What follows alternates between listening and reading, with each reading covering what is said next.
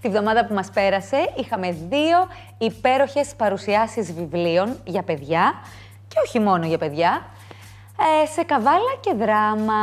Λοιπόν, τα βιβλία είναι αυτά. Αυτό το βιβλίο το ξέρετε, το έχουμε παρουσιάσει ήδη νομίζω 2 ή 3 φορές εδώ στο Κουτί των Θαυμάτων. Είναι του Νίκου τον Γιαλίδη, «Ο Χαρτοπόλεμος», και έγινε η επίσημη παρουσίασή του στη Δράμα. Πάμε να δούμε τι έγινε εκεί.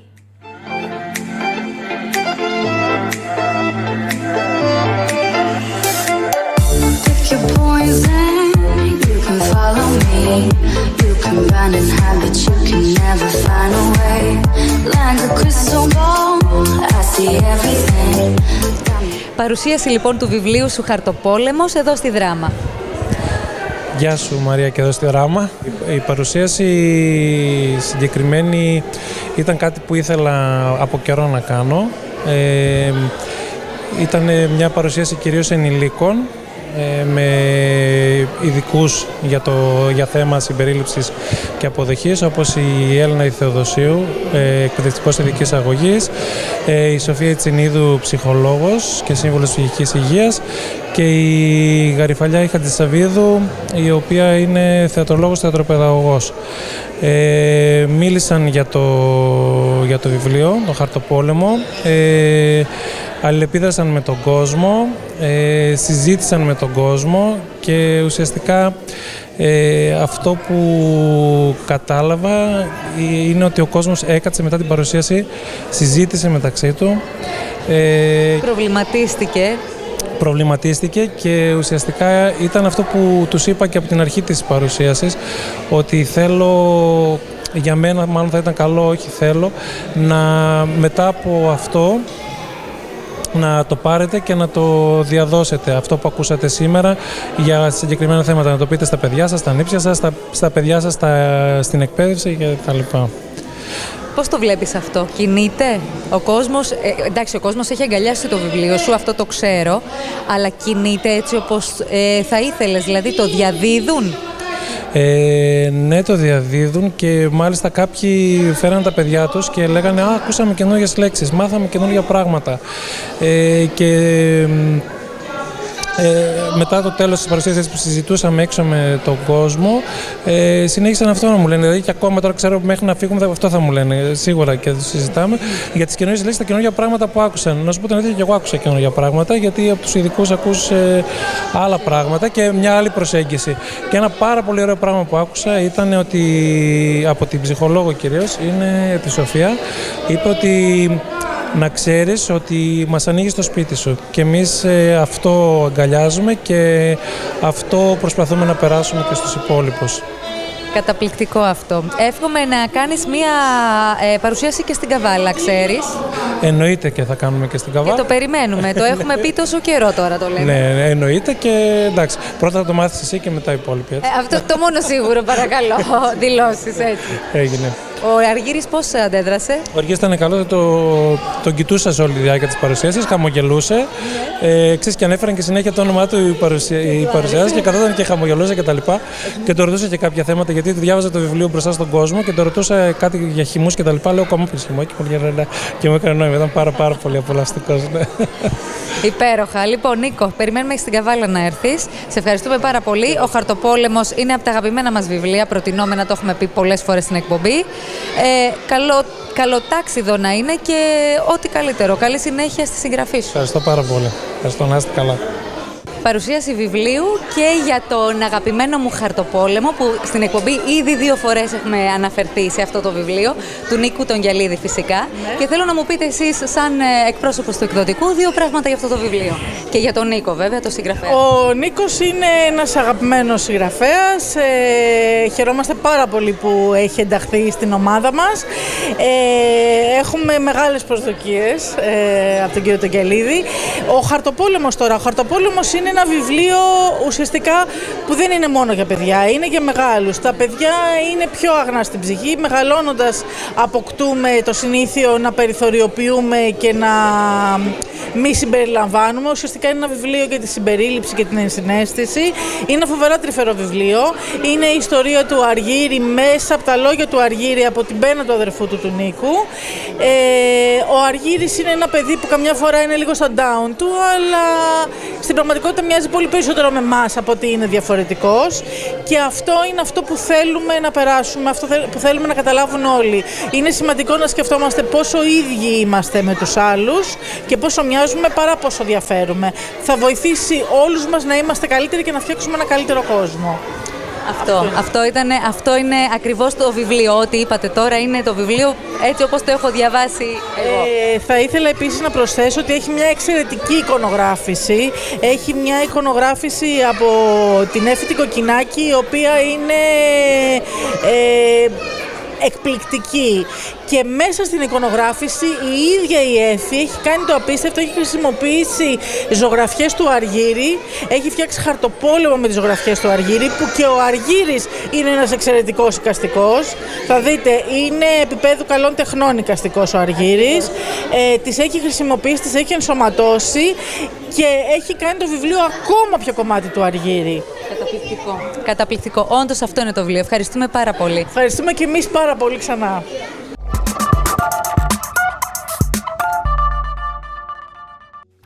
Πραγματικά ήταν μια υπέροχη βραδιά, απόγευμα δηλαδή. Και είπα στον κύριο τον Κιαλίδη ότι περιμένουμε και στην Καβάλα να γίνει μια αντίστοιχη βιβλιοπαρουσίαση. Όμως, στη Δημοτική Βιβλιοθήκη εδώ της Καβάλας έγινε η παρουσίαση και αυτού του υπέροχου βιβλίου για παιδιά, ιστορίες από τον Όλυμπο, Ύφαιστος και τα παπούτσια του. Λοιπόν, η Λία Ασημή έγραψε ένα βιβλίο που δεν ξέρω, με συγκίνησε πάρα πολύ. Ήμουνα εκεί στην παρουσίαση στη Δημοτική Βιβλιοθήκη. Μου έκανε βέβαια και μια πολύ όμορφη αφιέρωση και πάμε να δούμε τι έγινε εκείνη την ημέρα.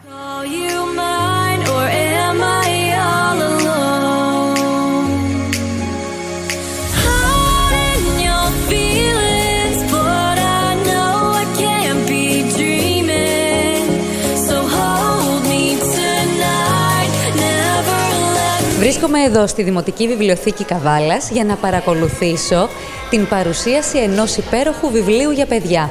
Ύφαιστος και τα παπούτσια του. Από τις εκδόσεις The Book Project.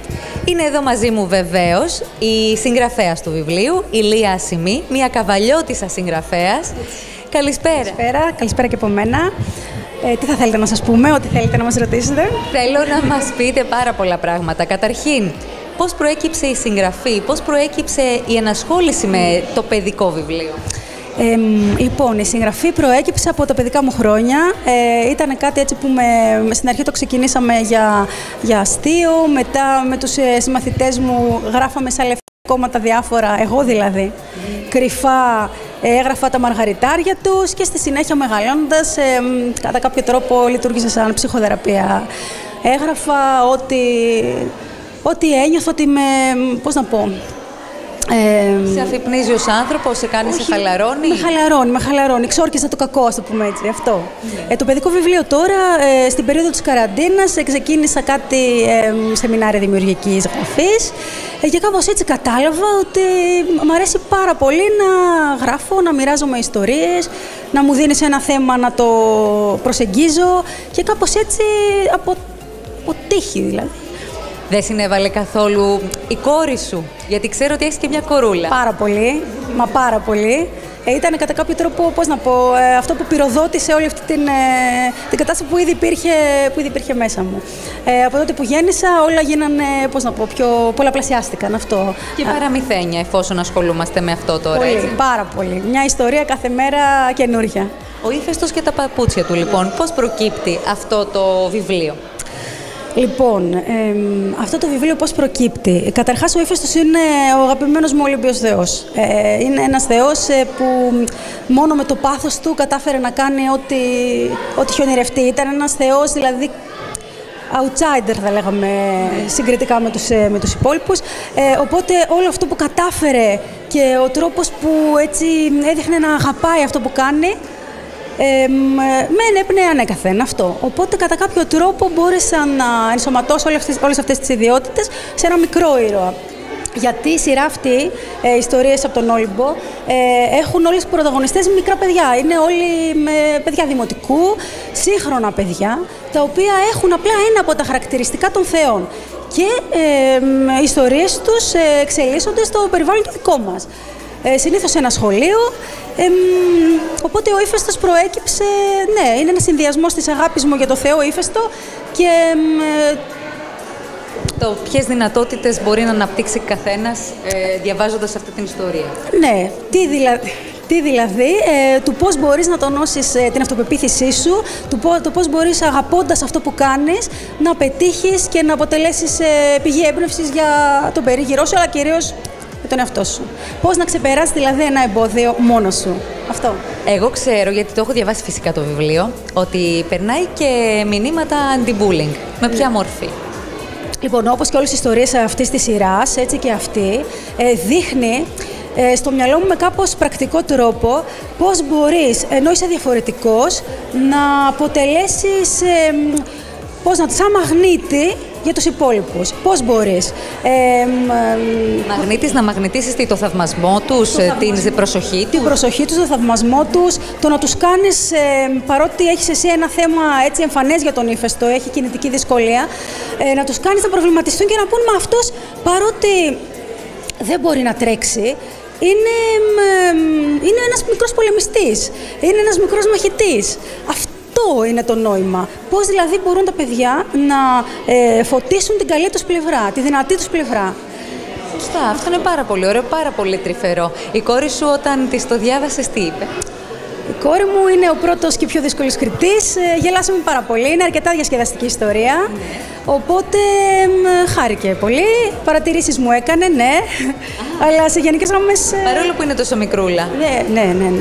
Έχει μπει από μικρή σε αυτό το ρόλο του αναλυτή.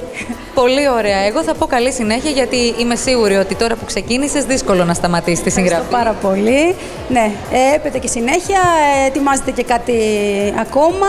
Γενικά είμαστε έτσι, έχουμε πάρει φωτιά, είμαστε πολύ έτοιμοι για... Και εμείς θα είμαστε εδώ να το στηρίξουμε, ό,τι κάνεις. Ευχαριστώ πάρα πολύ που είστε εδώ γενικά και ευχαριστώ και ειδικά. Ευχαριστώ πολύ. Φυσικά από αυτή την παρουσίαση δεν θα μπορούσε να λείπει και ο εκπρόσωπος του εκδοτικού οίκου που ήρθε από την Αθήνα, η κυρία Μιμή Κακαπούλα, και αυτή τη στιγμή δεν έχουμε μόνο τον εκπρόσωπο του εκδοτικού οίκου, αλλά και την υπεύθυνη όλων αυτών των υπέροχων εικόνων που θα δούμε μέσα σε αυτό το βιβλίο. Καλησπέρα σας. Καλησπέρα σας. Καλώς ήρθατε στην Καβάλα καταρχήν. Καλώς σας βρήκα, είναι μια πανέμορφη πόλη. Ναι, είναι, δεν θα το περιαυτολογήσω. Είναι πανέμορφη. Λοιπόν, εμείς είμαστε το The Book Project. Το The Book Project είναι ένας μικρός εκδοτικός, ο οποίος δημιουργήθηκε μέσα στην πρώτη καραντίνα. Είναι ένας εκδοτικός που δεν κάνει αυτοεκδόσεις. Μαζί με την κυρία Θανασιάβου, την εκδότρια, δουλεύουμε χρόνια στο χώρο και αποφασίσαμε κάποια στιγμή να βγάζουμε βιβλία που αγαπάμε. Το βιβλίο «Ο Ήφαιστος και τα παπούτσια του» της Λίας Ασημή ανήκει σε αυτή την κατηγορία. Είναι ένα βιβλίο που αγαπήσαμε πάρα πολύ. Η Λία είναι μια εξαιρετική συγγραφέας και άνθρωπος δραστήριος με πάρα πολλές ιδέες. Το συγκεκριμένο βιβλίο ανήκει σε μια μεγαλύτερη ομάδα, σε μια σειρά που λέγεται «Ιστορίες από τον Όλυμπο», που είναι για παιδιά που έχουν ξεκινήσει και διαβάζουν τα πρώτα τους βιβλία. Είναι σύγχρονες ιστορίες με σύγχρονα παιδιά, τα οποία όμως έχουν ονόματα και χαρακτηριστικά από τους θεούς του Ολύμπου και βρίσκονται σε καταστάσεις που θυμίζουν ιστορίες από τη μυθολογία, αλλά σημερινές. Αντιμετωπίζουμε θέματα που αντιμετωπίζουν τα παιδιά στα σχολεία, δηλαδή το bullying, τις μαθησιακές δυσκολίες, τις κινητικές δυσκολίες στην περίπτωση του Ήφαιστου και πώς μέσα από έναν από μηχανής Θεό διορθώνονται όλα αυτά. Αυτό είναι πάρα πολύ όμορφο, γιατί περνάει υπέροχα μηνύματα στα παιδιά.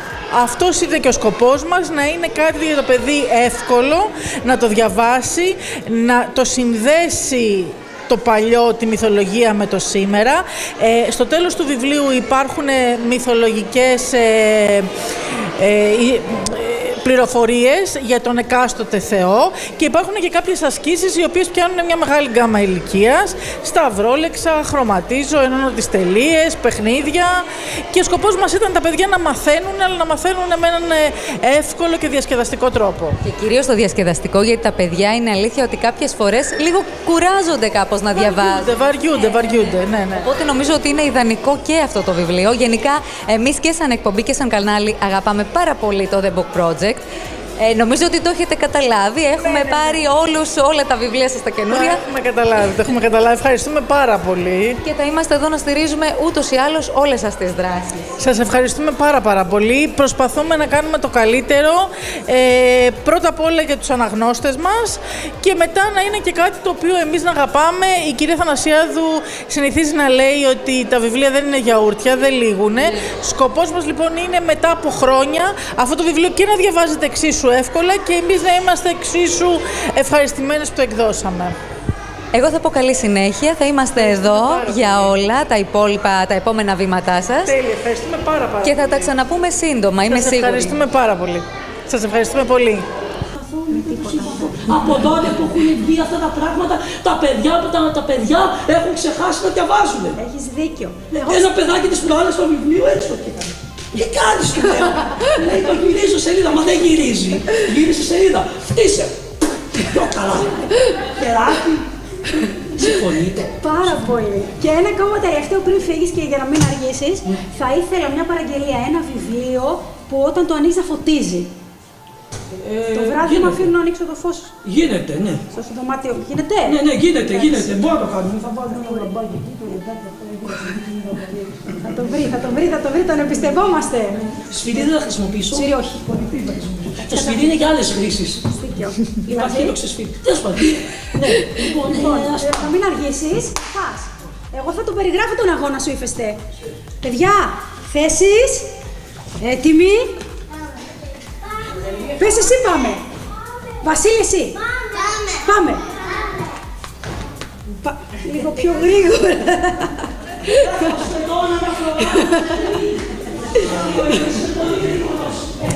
Κανείς δεν πιστεύει ότι το λεπτό δεν θα μπορεί να συνεχίσει έτσι. Καθίστε να ακούσω. Κάποιος φωνάζει. Τι? Σίγουρα θα αντέξει μόνο στην πρώτη στροφή. Ο Άρης είναι. Κάτι ακούω. Το πολύ να φτάσει μέχρι το Α2. Ο Δίας είναι. Θα τον πάρει σίγουρα η κατηφόρα στις βρύσες. Η Άρτεμη είναι. Οπ, ακούω και κάτι πανηγυρισμούς. Ήφεστε θυμήσου, είμαστε μαζί σου. Θέλετε να πάμε μαζί? Ήφεστε θυμήσου, είμαστε μαζί σου. Ήφεστε θυμήσου, είμαστε μαζί σου. Ωραία, νομίζω του δώσαμε αρκετή δύναμη. Ο ύφεστος φτάνει άνετα ως την πρώτη στροφή, προσπερνάει τον Ερμή και τρέχει μια κατηφόρα εδώ έξω από τη βιβλιοθήκη. Εντάξει, ύφεστε, μας κλαβώνεις. Σε ευχαριστώ πάρα πολύ. Έλα να σε κάνουμε μια καλή τσίκη. Ναι, και εγώ μετά την κορώνα. Ευχαριστώ πάρα πολύ. Στο βιβλίο θα διαβάσετε ένα περιστατικό που έγινε μέσα στην τάξη με αφορμή αυτήν εδώ το μαγικό το στέμμα. Δεν σας λέμε τώρα τα πάντα γιατί είναι μυστικό, αλλά θα δείτε. Να θυμάστε πάντα ότι ό,τι και να βάλετε στο μυαλό σας μπορείτε να το καταφέρετε. Αυτό έτσι γίνεται και με τις κατασκευές. Ναι, έτσι. Μπράβο, ρε.